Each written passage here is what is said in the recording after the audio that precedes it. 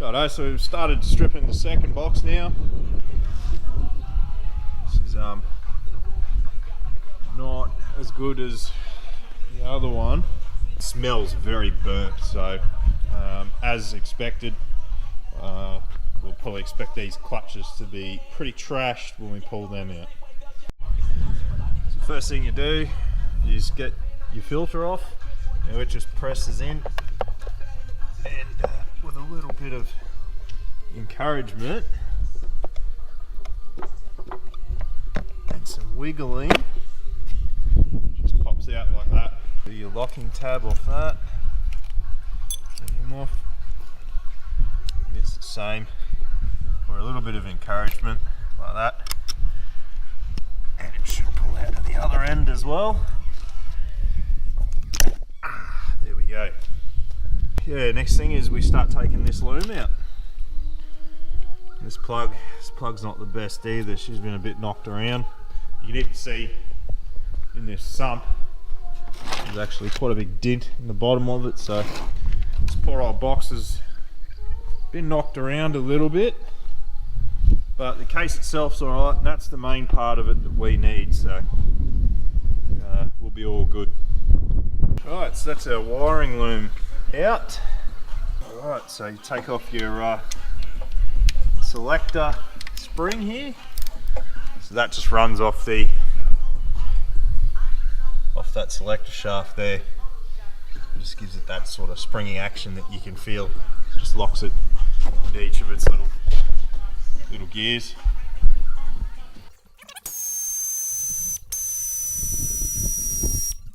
Alright, so now we're pretty much ready to take the actual valve body itself off.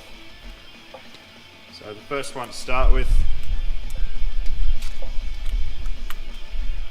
is this bad boy here.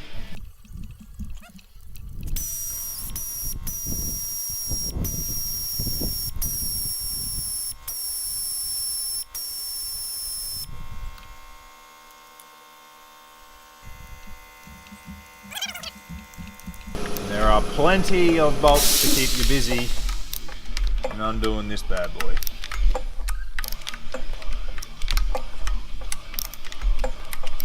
This is where air tools or battery powered tools come in really handy. They do speed this process up a lot.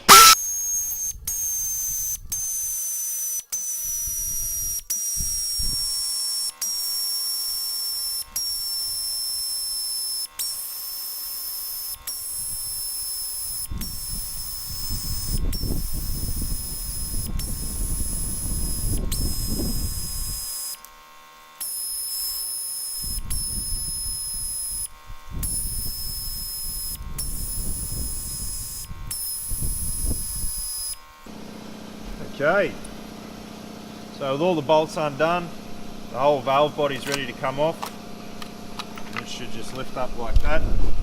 Just got to watch your selector shaft on this side.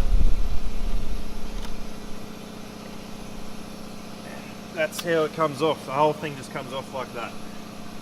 Very important to be very careful here.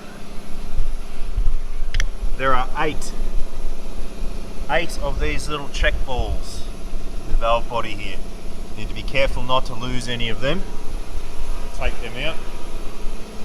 Super handy, easiest way to do it is just to get a magnet and those check balls just pop right out like that. You want to be very careful not to lose them. And take note of where they go as well, because they definitely need to go back in. So with the valve body off now, the next thing to come out is the selector shaft and mechanism.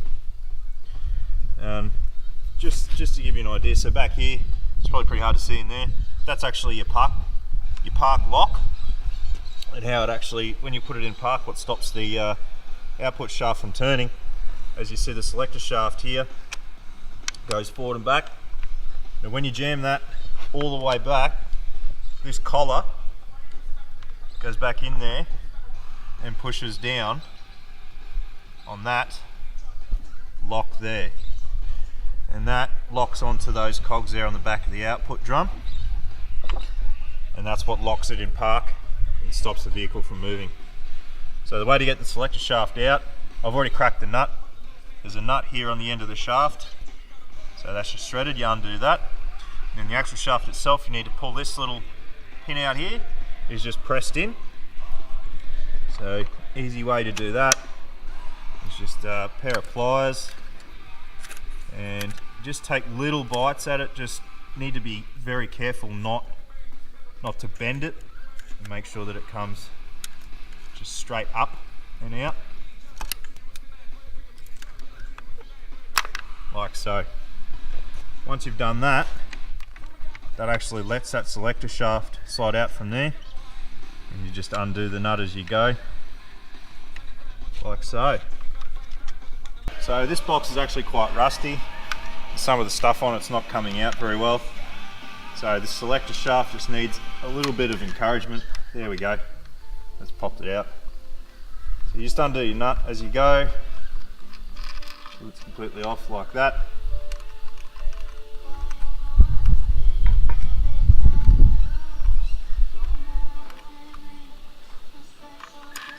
And that plate just slides off the end like that. The selector shaft slides out. Keep that nut handy. It just goes back on there. So you can see that's the groove that pin just sits in, and just locks the selector shaft in and stops it from moving too far. So then your mechanism comes out, and this bad boy here can either stay on or take it off, whichever you feel like. You don't actually have to take out that lock to get the box apart. I've left it in the other one, so we'll just leave this one alone. Right, so after a short intermission for some food and whatnot, we're back to stripping this. So I've got the valve body off now, and the next thing to come out, this is the intermediate servo piston. So that just pulls out of there, and you'll want to grab that return spring with it. So we get them out of there as well. As you can see, there's just a lot of stuff's gone through this box. It really wasn't that happy. So the next one to come off is this cover here, and that's your reverse servo. So we'll strip that one next.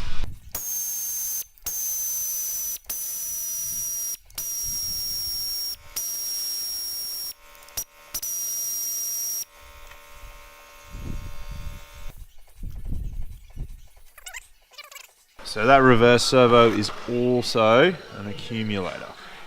Now once you've got all that out, that is basically everything stripped out of the bottom half of the box. And the next thing is to start stripping the internals out of the drum. And you start with the front pump. But we'll get it on the stand, get it vertical first, just make things a little bit easier on ourselves.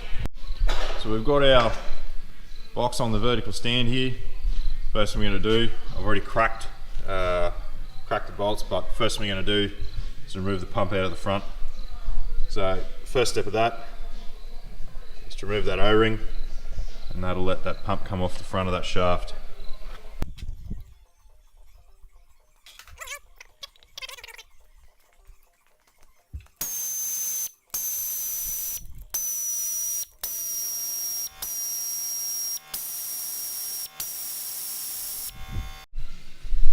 So you can get the pump out, get a screwdriver, you get him in here, there's rectangular holes here, and you can just pry your pump up and forward. That's the idea, and then the pump just comes out the top.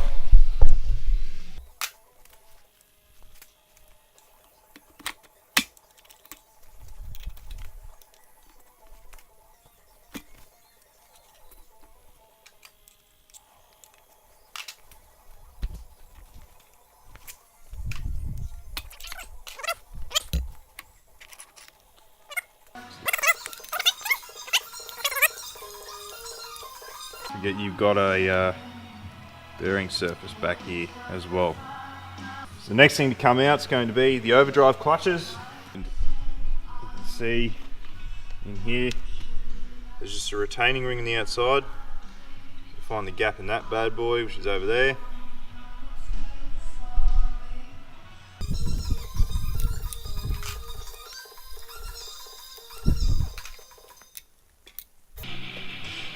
retainer ring.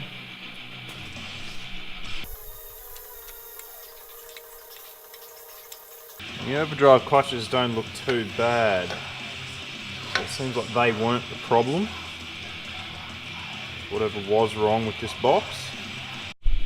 So the next thing to come out the forward clutches of the overdrive clutches are out, is actually that front carrier. And it's actually held in by this here, which is a T40 Torx feed bolt. It is hollow, and that is actually an oil supply. So that is what holds that front assembly in, and it's the next thing to come out.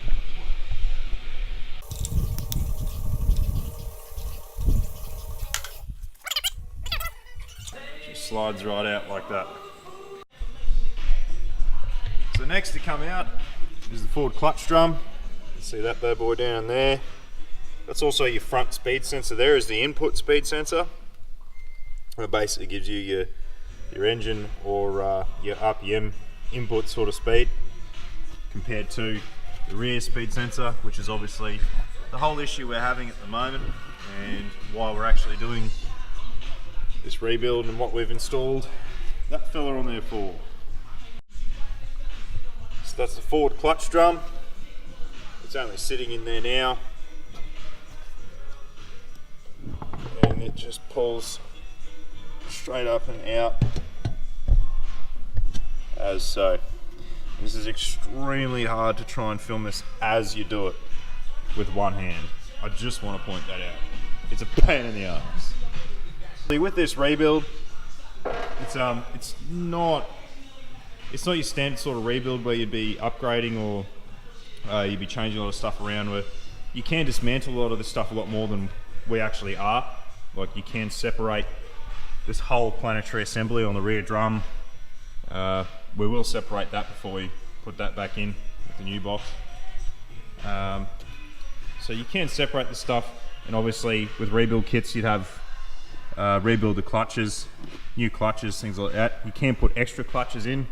That also helps a bit as well.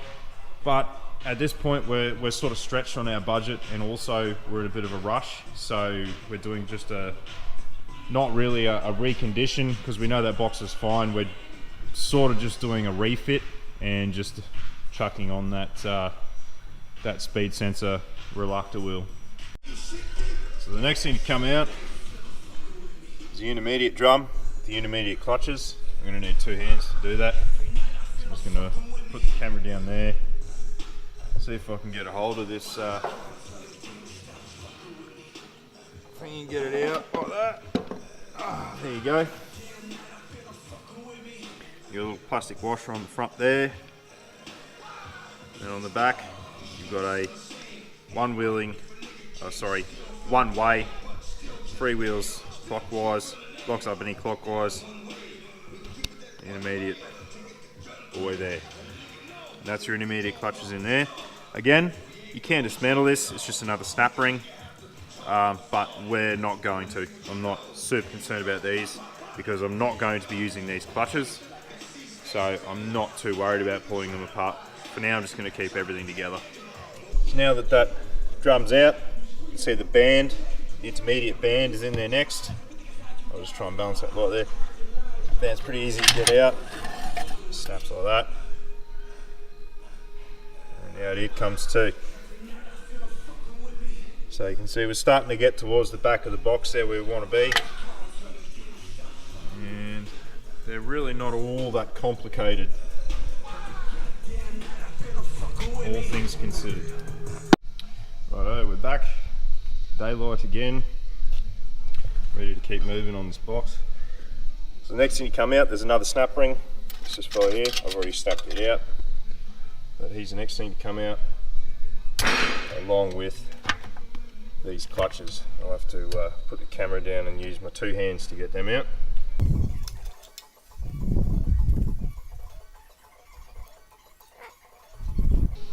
They don't look too bad, not great, but yeah, there's some hot spots in these plates, so these clutches have been slipping. That's why this thing needed a rebuild. Once that comes out, you see that there is yet another snap ring around the outside of the intermediate carrier there. So we'll snap him out. This one here is actually tapered.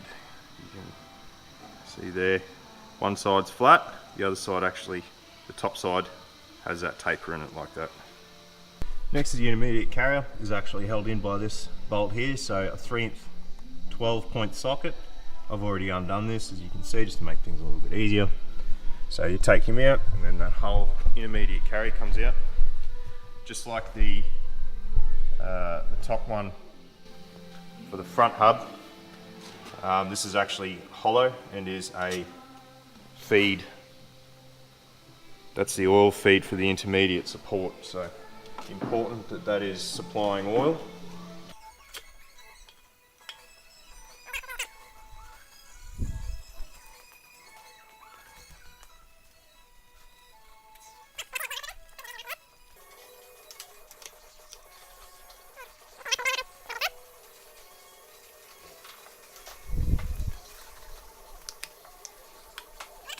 This is the rear hub with the output shaft. So we'll just keep that whole thing together for now. Important to note, when you pull that intermediate carrier out, you have to remove the rear oil feed fitting, because that oil feed actually goes into the carrier and you will not be able to remove that. It's also a thing to note, when you put these fittings into the box, they have to be, the rear fitting has to be this long tube, because it has to go into the carrier. There you go, that's the second box dismantled. As we discussed, I will pull that rear seal out of this box that I know is good. I'll replace that one there in the bottom of the box. Oops, sorry, forgot about the rear band. We do have to remove that rear band.